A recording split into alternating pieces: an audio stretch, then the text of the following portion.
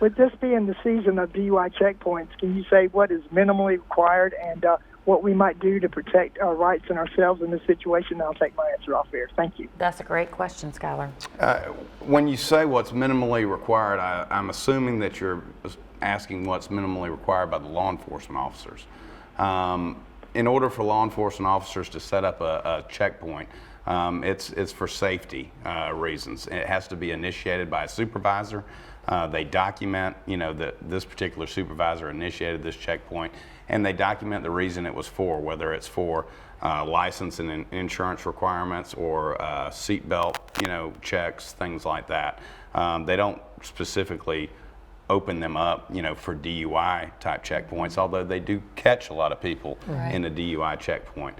As far as you as the driver, you have to have insurance on your motor vehicle, and you have to have a valid driver's license, and absolutely, we encourage that you be sober if you're operating a vehicle.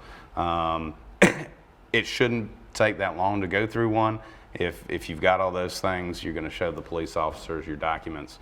They're going to verify that they're all valid, and if you have no alcohol in your system or anything for them to suspect that you've been drinking or using any illicit substances, they're going to send you on your way rather quickly. I've been through tons of them and never had a problem. Yeah, and Skylar, again, to address your rights, you do have the right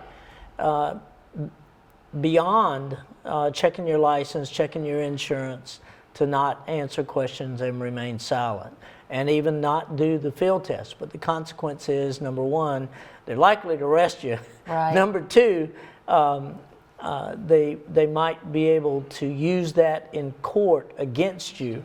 And otherwise, it provides a reasonable basis for the defense of any DUI charge. So you have to be careful in that regard. You have the right, but if you assert it, there is a consequence, but it will very likely help you in any further DUI prosecution.